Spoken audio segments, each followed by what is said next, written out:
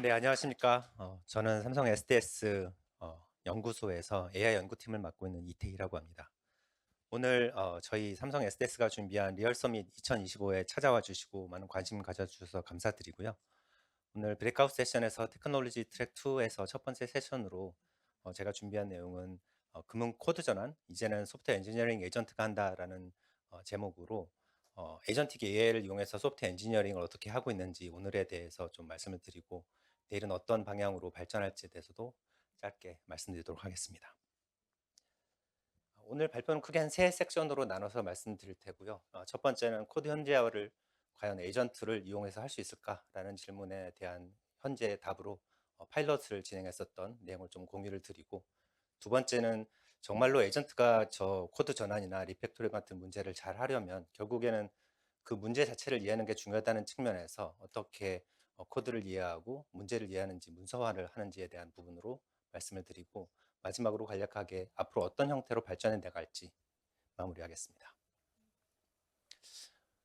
먼저 금융 코드 현대화라고 하는 그 키워드를 이해하기에 좀 도움이 되고자 저희 지난 한 4, 50년 정도의 소프트웨어 개발이 어떤 패러다임으로 이제 계속해서 발전 진화를 해왔었는지를 한번 정리를 했습니다. 이걸 살펴보면은 저희가 좀 더 깊이 이해할 수 있지 않을까 생각이 되고요. 왼쪽에서 보시는 것처럼 이제 1980년대 프로시저럴 프로그래밍, 절차형 프로그래밍이라고 하는 체계가 도입이 되었고요. 그 과정에서는 이제 모듈화를 통해서 그리고 라이브러리 단위로 개발하는 방식이 정립이 되어 나가던 시대였습니다. 그때에는 대형 메인프레임 같은 컴퓨터를 이용을 했고 포트란이나 코볼, C 같은 언어를 사용해서 개발을 하던 시대였습니다. 그리고 90년대 들어서는 객체 지향 프로그래밍, 오브젝트 오리엔티드 프로그래밍이라고 하는 그 프로그래밍 패턴이 좀 도입이 되었고, C++나 자바 같은 프로그래밍 언어가 개발이 되고 그것이 활용되던 시기였습니다. 그 결과로는 재사용성이 굉장히 늘어났다는 단계가 이루어졌던 것 같습니다. 그리고 2000년대에 들어서 에자일 매니페스토가 발표가 되었고, 익스트림 프로그래밍이나 페어 프로그래밍 같은 굉장히 빠른 개발 주기와 릴리즈 주기를 가지는 형태로 소프트웨어 개발 그리고 상품화, 서비스화가 굉장히 좀 발전되었던 시기였습니다. 그리고 2010년대에 들어서는 그것이 좀 더 가속이 되면서 기업에서 사용하는 소프트웨어 솔루션이 굉장히 신뢰성을 담보하는 것이 굉장히 중요한 것이 점점 더 커졌고, CI/CD와 같이 계속해서 개발하고 통합 테스트하고 배포하는 그 과정을 자동화하는 플랫폼 파이프라인이 더욱 중요해졌으면서요. 그 중요한 요소로 그러면 테스트를 굉장히 잘하는 것이 중요하다라는 것이 강조가 되어서 JUnit 같은 테스팅 프레임워크들이 만들어지고 활발하게 활용되는 그런 단계로 갔습니다.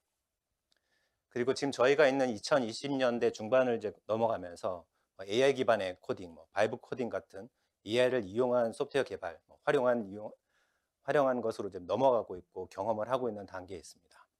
어떻게 보면은 이 앞에서 저희가 쌓아왔었던 소프트웨어 개발의 패러다임의 중요한 포인트들을 최종적으로 지능화하는 단계까지 발전시켜 나가고 있는 단계로 볼 수 있겠습니다.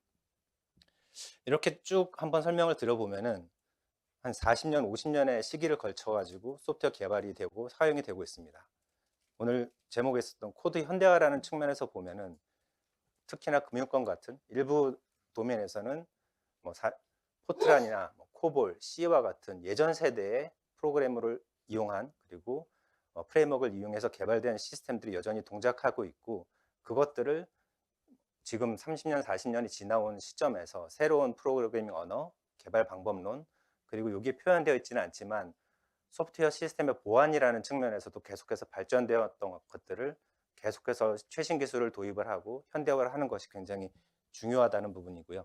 그렇게 함으로써 지속적으로 소프트웨어 시스템을 유지 보수하고 업그레이드 시키는 것을 더욱더 효과적으로 할 수 있는 굉장히 중요한 부분이라고 할 수 있겠습니다.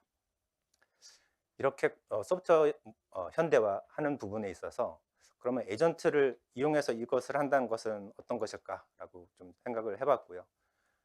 저희가 이렇게 질문을 가지고 이제 파일럿을 해보려고 할 때 금융 코드라고 하는 시스템들을 현대화하는 과정에서 많은 어려움들이 있는 것을 공통적으로 많이 들을 수 있었습니다. 저희가 금융 고객사와 파일럿 프로젝트를 시작하면서 특정 고객사만이 아니고 금융 시스템들이 공통적으로 가지고 있는 어떻게 보면은 어려운 점들인데요.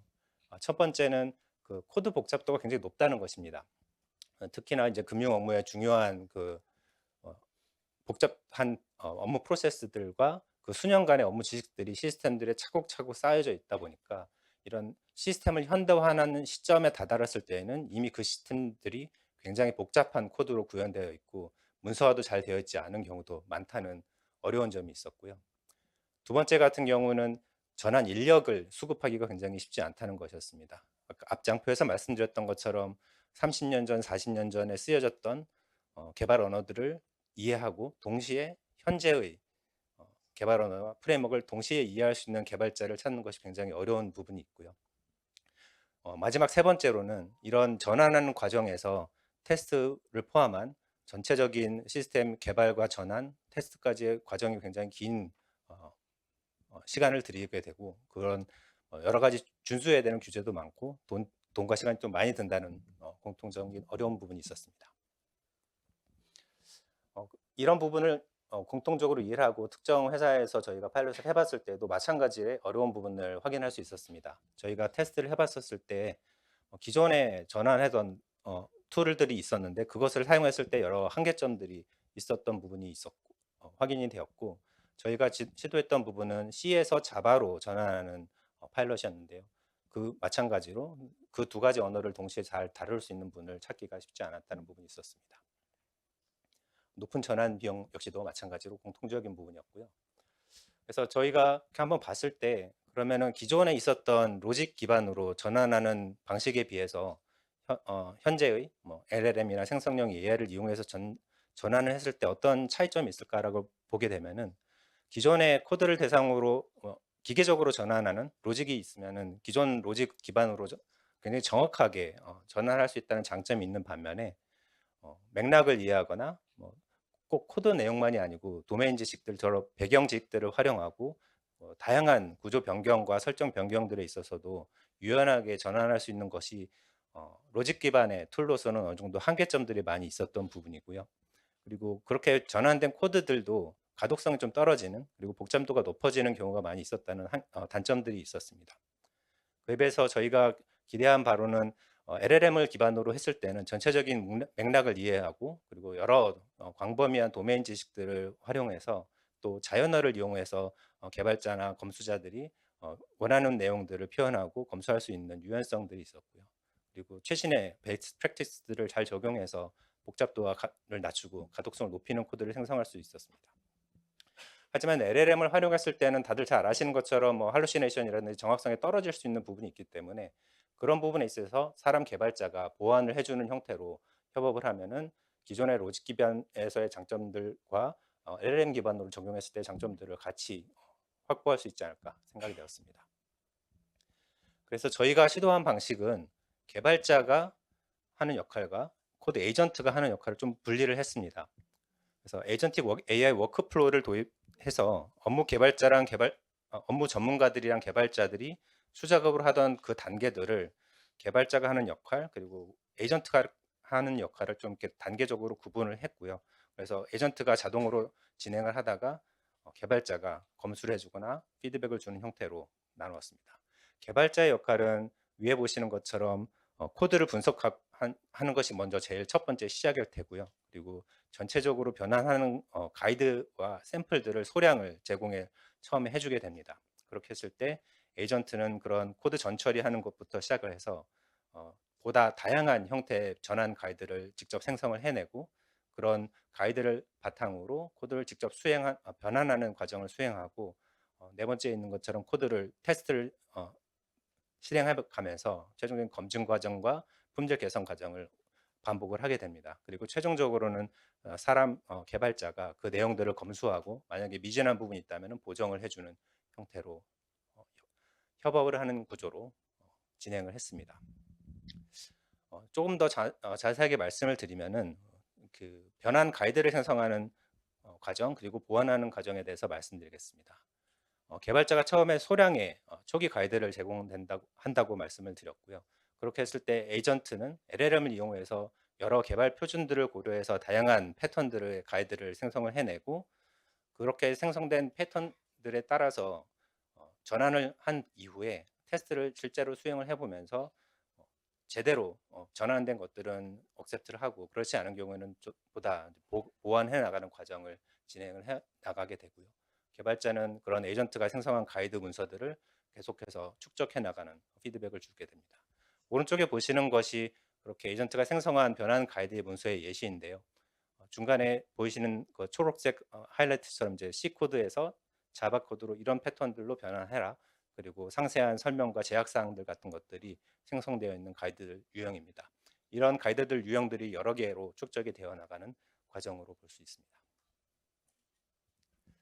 네, 이렇게 변환 가이드가 이렇게 쌓여져 있게 되면은 실제로 에이전트가 파일 하나 단위나 함수 하나 단위를 변화를 하려고 할 때 그 변환 대상 코드가 어떤 가이드를 따라서 변환을 해야 되는지를 검색을 하고, 그 검색된 결과에 따라서 그 변환 가이드의 내용을 LLM에게 입력을 줄 때 같이 컨텍스트에 함께 넣어주게 됩니다.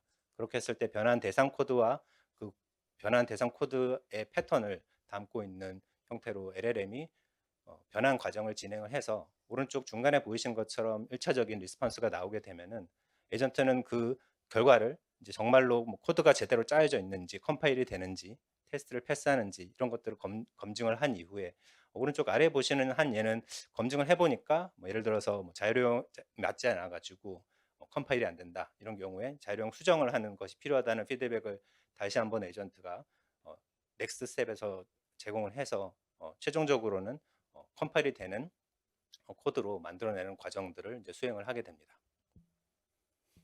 이렇게 저희가 에이전트와 개발자의 역할을 나누고 단계적으로 진행을 했을 때 최종적으로 그 파일럿 제한된 기간 안에 저희가 확인했었던 가능성은, 왼쪽에 보이시는 것처럼 에이전트가 한 98% 정도의 코드를 이제 짜게 되고, 최종적으로 한 1%, 2%의 라인을 개발자가 이제 보정과 수정을 해주는 과정을 거치게 되었고요. 그렇게 했을 때 컴파일은 모두 성공을 하고, 제한된 저희 기간 동안에 한 테스트 통과율 80% 정도까지는 이제 확인할 수 있었습니다.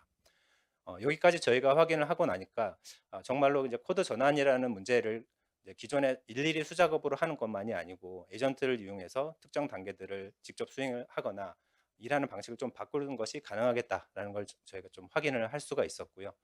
또한 몇 가지 이제 레슨을 좀 확인할 수 있었습니다. 첫 번째 레슨은 이 LLM 할루시네이션이라는 것이 이런 코드 전환에서도 굉장히 자주 그리고 일어날 수 있는 부분이기 때문에 이런 상황에 대해서는 제어 장치가 좀 필수적이겠다라고 하는 부분이었고요. 두 번째 같은 레슨 같은 경우에는 저희가 너무 많은 그 태스크들을 한 턴으로 LLM에게 맡기기보다는 구간별로 중간중간에 단계를 쪼개가지고 잘 하고 있는지를 테스트하는 과정이 필요하다고 좀 확인이 되었습니다. 이것이 어떻게 보면은 사람 개발자가 저희가 코딩을 하다가 뭔가 잘 안 되었을 때 중간중간에 프린트문을 넣어가지고 스테이트가 제대로 가고 있는지 내가 생각한 대로 그런 것들을 확인하는 과정들이 에이전트를 이용을 했을 때에도 비슷하게 효과적이었다는 것을 볼 수 있었고요. 마지막 레슨 같은 경우에는 이런 코드 전환하는 과정에 있어서 단순히 코드를 A에서 B로 바꾸는 그 태스크만이 아니고 그 과정에서 필요한 여러 가지 소프트웨어 개발의 일련의 태스크들, 문서를 만들거나 주석을 달거나 테스트를 수행하거나 하는 과정에 있어서도 에이전틱 AI를 적용하는 것이 효과적일 수 있겠다라는 가능성을 확인할 수 있었습니다. 그래서 여기까지 저희가 진행을 하고 나서 연구팀 내에서도 저희가 연구하고 있었던 것들이 정말로 실제 데이터를 가지고 해보니까 100%까지는 아니어도 충분히 가능성을 볼 수 있겠다라는 것을 확인을 할 수 있었고요.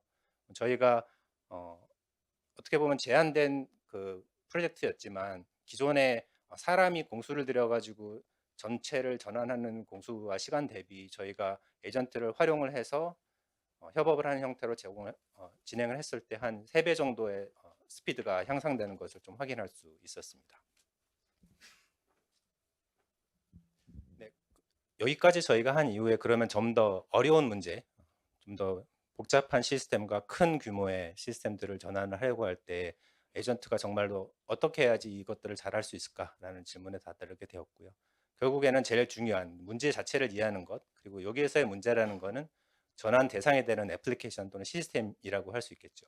그래서 그 부분을 잘하는 것이 중요하다는 부분으로 좀 초점을 맞추게 되었고, 지금부터 그런 부분에 있어서 저희가 어떻게 접근했는지를 말씀드리겠습니다. 예, 애플리케이션 이해라는 것은 소프트웨어 엔지니어링에서 굉장히 중요한 역할을 하게 됩니다. 그래서 리팩토링을 효과적으로 하기 위해서는 코드를 이해하고 또 그 코드를 어, 짜기에 아니면 설계하는 과정에서 필요해서 했던 개발 문서를 또 작성하는 것이 굉장히 중요한 일이고, 그것들을 병행하는 것이 효과적으로 동작할 수 있습니다.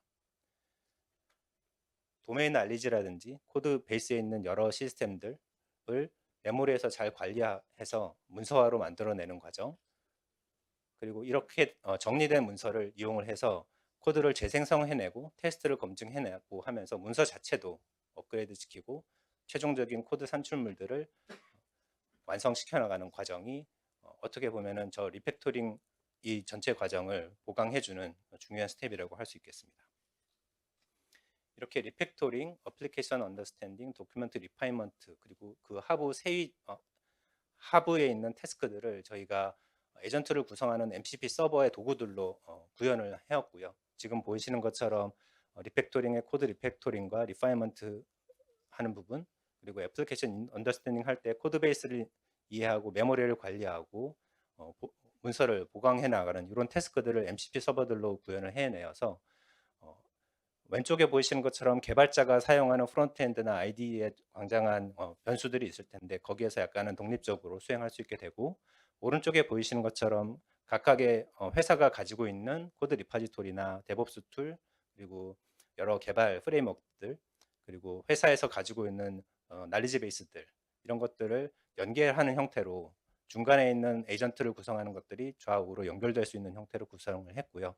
그리고 이런 다양한 태스크들을 소프트웨어 개발 과정에서 적절하게 수행하기 위해서 위에 보시는 것처럼 LLM 라우터의 성능을 개선시켜서 어떤 태스크에는 LLM A를 활용하고 다른 태스크에는 B를 활용하고 이런 것들을 구성할 수 있게 하였습니다. 네. 이런 문서 산출물을 만들고 정제하는 프로세스에 대해서 조금 더 이제 설명을 드리면은, 첫 단계는 코드베이스에서 1차적인 소프트웨어 개발 문서를 만들게 되는 부분이고, 오른쪽에 보신 것처럼 아까 말씀드렸던 코드를 재생성해내고 테스트를 수행하는 부분, 그리고 도메인 날리지를 활용하는 부분, 이렇게 세 개의 단계에 대해서 지금부터 조금씩 말씀드리고 동작 화면을 좀 보여드리도록 하겠습니다. 첫 번째는 1차적인 문서를 만들어내는 부분입니다. 이 부분은 코드베이스를 기반으로 분석을 하고 그 분석된 정보를 개발 문서들, 개발 사양사라든지 기능 설계서, 구조도 같은 문서로 만드는 부분이고요. 여기에서의 에이전트의 역할은 코드베이스 자체를 분석하는 것부터 시작을 할 수 있겠습니다. 하이라키를 분석하고 클래스 펑션들의 참조 관계들을 분석을 하게 되고요. 그런 분석 결과를 바탕으로 클래스 다이어그램이나 시퀀스 다이어그램을 생성해내는 단계, 그리고 각각의 파일들별로 클래스나 펑션들의 목록을 포함해서 다양한 종류의 문서를 만들어내는 과정이 있겠습니다. 오른쪽에 보이시는 것처럼 사용자가 A 프로젝트에서 문서를 생성해줘 라고 했을 때 에이전트는 여러 가지 분석 태스크들과 그 위에 보이시는 코드베이스와 메모리를 관리하고, 아래에 있는 GitHub 리포지토리나 여러 스트럭처럴 어널리시스, 스태틱 어널리시스 같은 것들을 수용을 해서 저런 최종적인 문서를 만들게 됩니다. 이 아래에 있는 툴들 같은 경우에는 이미 개발 환경에서들 많이 사용하고 있는 툴들이 있기 때문에 그런 부분들은 MCP 서버를 구현하든지 연계해서 도구로 사용할 수 있게 됩니다. 예, 지금 보이시는 화면이 그런 동작 화면인데요. 저희는 이렇게 플라스크 프로젝트를 한번 파일로 주고 그 플라스크 프로젝트를 문서화를 한번 시켜봤습니다. 그렇게 했을 때 여러 파일들을 읽고 나서 거기서부터 마크다운 형태로 문서를 초기적으로 만들게 되고요. 지금 저희가 이 데모를 할 때에는 그 클라이언을 연계해서 사용을 해왔고 거기에 있는 부분들의 기능들을 좀 더 개선을 할 수 있었습니다. 예, 지금 중간에 보이시는 것이 그렇게 생성된 문서인데요. 그렇게 초기적으로 생성된 문서를 계속해서 정제해 나가는 과정이 있고, 그리고 보시면은 저희가 클래스 다이어그램도 만들어지게 되는데 초기에는 굉장히 클래스 다이어그램이 복잡하게 나와 있으니까 이런 과정에서는 조금 더 개선을 해달라라고 하는 요청을 추가적으로 했을 때에는 LLM이 그 부분을 조금 더 단순화시켜서 만드는 과정도 진행할 수 있습니다.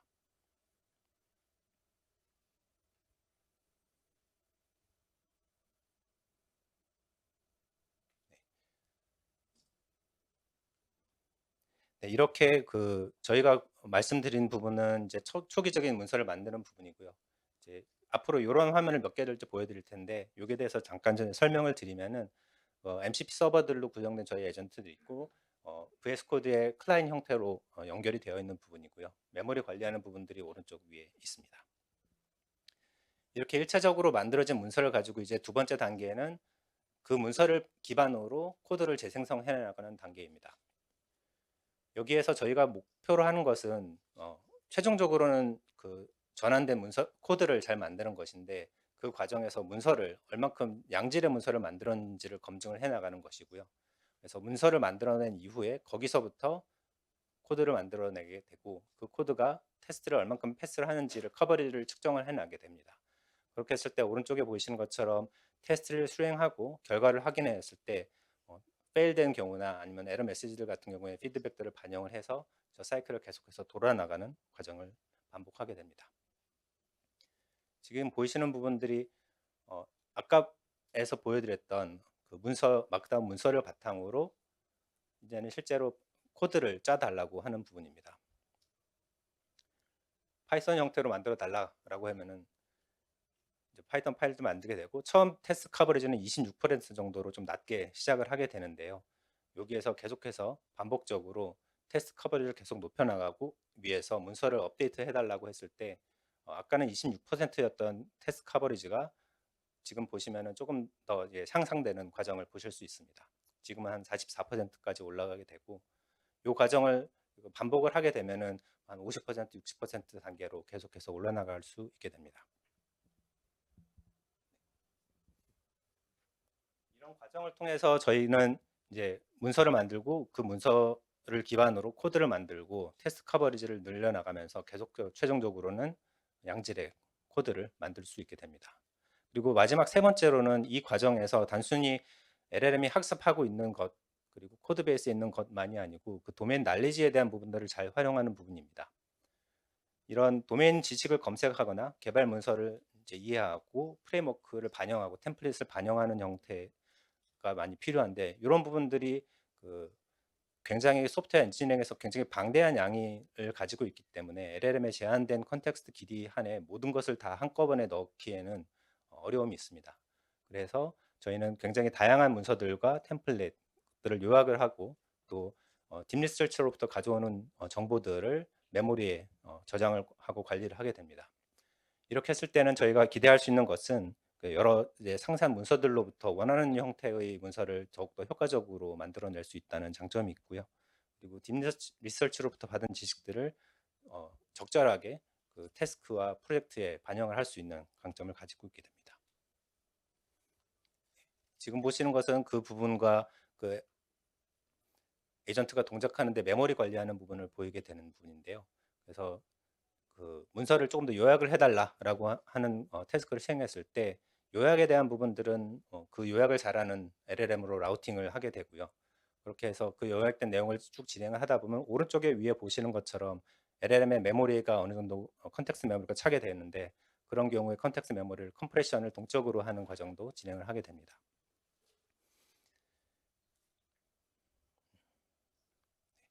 이렇게 해서 문서를 만들고 나서 템플릿을 이제 반영을 해서 문서를 업그레이드를 시킬 수도 있게 됩니다. 지금 보시는 부분이 그런 템플릿 형태에 맞도록 문서 내용들을 작성한 내용이고요.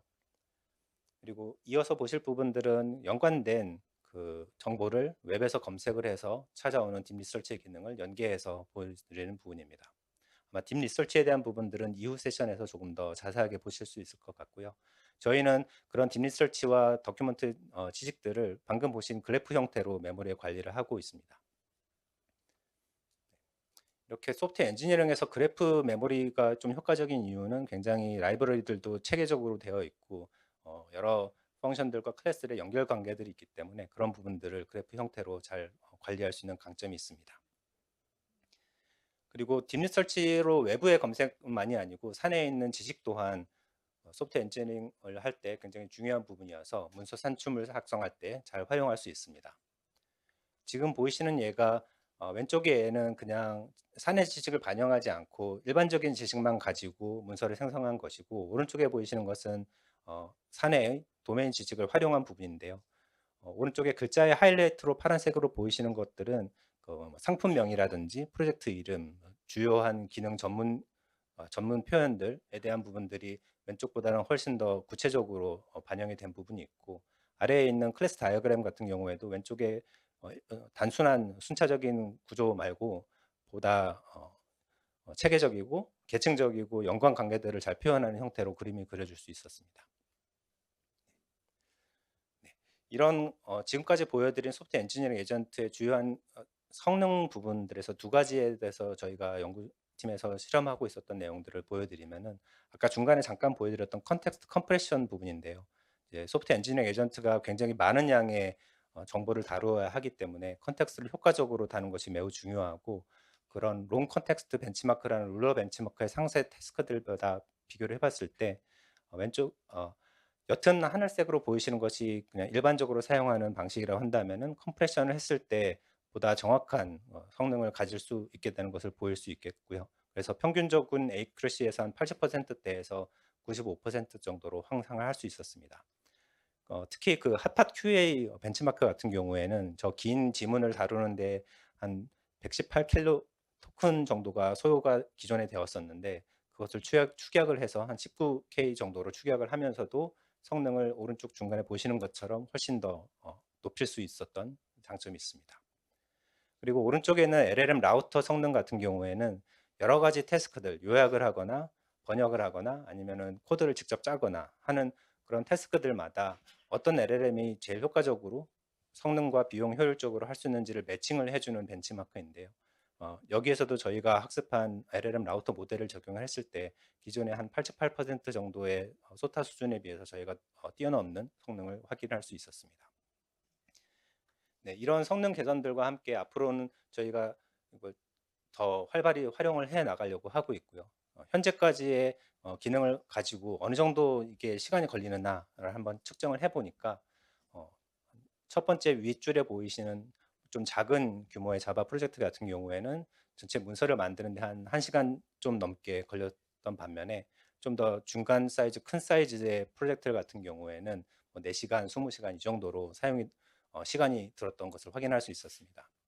하지만 이런 문서를 만들고 테스트를 하는 과정을 엔지니어가 스스로 혼자서 한다면 굉장히 많은 시간이 걸리고 굉장히 힘든 노동적 집약적인 과정이기 때문에 AI 에이전트를 활용을 했을 때 훨씬 더 효과적으로 할 수 있는 가능성을 볼 수 있었습니다. 네, 이런 소프트웨어 엔지니어링 에이전트는 MCP 서버로 구현이 되어 있기 때문에 패브릭스에 자연스럽게 연계가 될 수 있는데요. MCP의 마켓플레이스에 연결을 해서 여러 다양한 프론트엔드들 그리고 사내 시스템들과 시밀리스하게 연결될 수 있는 인터페이스를 가지고 있습니다. 네, 지금까지 저희가 파일럿을 진행했고 개발하고 있는 소프트웨어 엔지니어링 에이전트의 현재에 대해서 말씀을 드렸고, 내일은 어떤 형태로 좀 발전될지 간략하게 말씀드리면서 마무리하겠습니다. 제일 앞서 말씀드렸던 소프트웨어 엔지니어링의 패러다임 변화에 현재는 저희가 AI 기반의 바이브 코딩의 단계로 와 있는데, 이 부분이 어떤 부분인가를 저희가 경험하고 있는 단계 같습니다. 기존에 저희가 갖춰져 있었던 중요한 포인트들, 모듈화를 잘 해야 되는 부분들, 재사용성을 높이고 기민하게, 민첩하게 변경을 하면서 테스트를 안전하게 하면서 자동화하는 과정 기반 위에서 지능화가 동작할 수 있는 것이기 때문에, 저희가 에이전트와 어떤 형태로 협업을 하고 활용을 하는지에 따라서 앞서 소프트웨어 엔지니어링 패러다임에 갖춰왔었던 틀들을 안정적으로 갖추면서도 생산성을 향상할 수 있을 것으로 기대하고 있습니다. 네, 마지막으로 금융 코드 전환에서 그러면 저희가 SDS가 제시하는 소프트웨어 엔지니어링 에이전트가 저 챌린지들을 어떻게 해결하고자 하는지 해법을 정리하면서 마치겠습니다. 금융 시스템이 가지고 있는 높은 복잡도에 대해서는 에이전트가 애플리케이션 자체를 이해하고 도메인 지식을 활용하는 형태로 효과적인 지식을 담고 있는 것으로 해결을 하려고 합니다. 그리고 레거시 시스템 관련된 인적 역량 부족에 대해서는 에이전트 스스로가 계속해서 리파이먼트를 해나가면서 산출물을 정제하고 품질을 높이는 과정을 담당하면서 그 인력 부족에 대한 부분을 감당을 하게 되고요. 그리고 굉장히 방대한 시스템 규모와 높은 전환 비용에 대해서 최적의 LLM을 활용하는 형태로 비용 효율적으로 에이전트가 동작할 수 있는 형태로 제공을 하고 있습니다. 또한 망분리 환경에서 클로즈된 환경 안에서도 LLM과 에이전트를 동작할 수 있는 형태로 저희가 설계를 하고 있어서 이런 부분들이 앞으로 여러 금융 코드 전환 그리고 또 다른 비슷한 형태들의 전환 프로젝트들에 활용이 될 수 있을 것으로 기대하고 있습니다. 네, 지금까지 저희가 말씀드린 금융 코드 전환 소프트웨어 엔지니어링 에이전트가 한다라는 주제 들어주셔서 감사합니다.